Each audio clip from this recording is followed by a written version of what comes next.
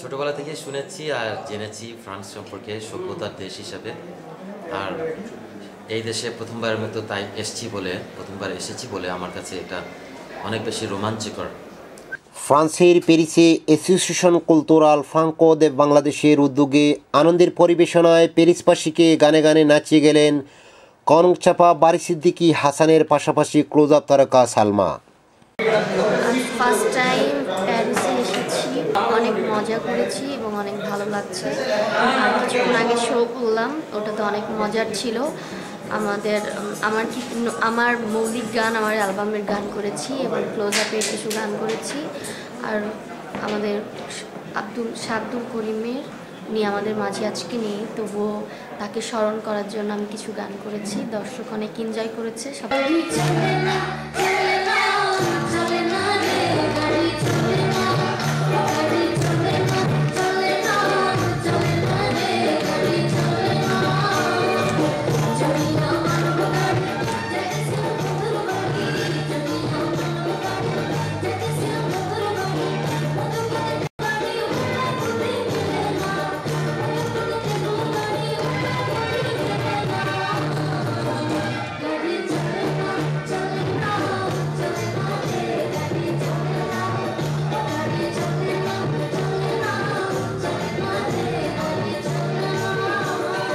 এক পর্যায়ে বারি সিদ্দিকীর বাঁশের বাঁশির সুর হলভর্তি দর্শকদের মধ্যে নীরবতা নিয়ে আসে।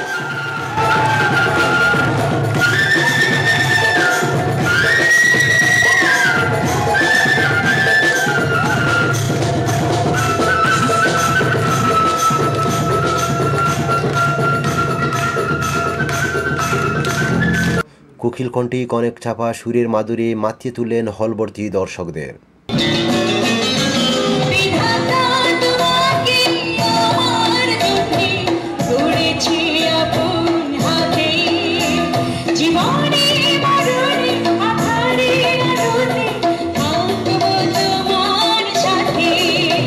অনুষ্ঠানের আয়োজক দর্শকদের উপস্থিতিতে মুগ্ধ হয়ে আগামীতে আরো সুন্দর অনুষ্ঠানের আশা ব্যক্ত করেন।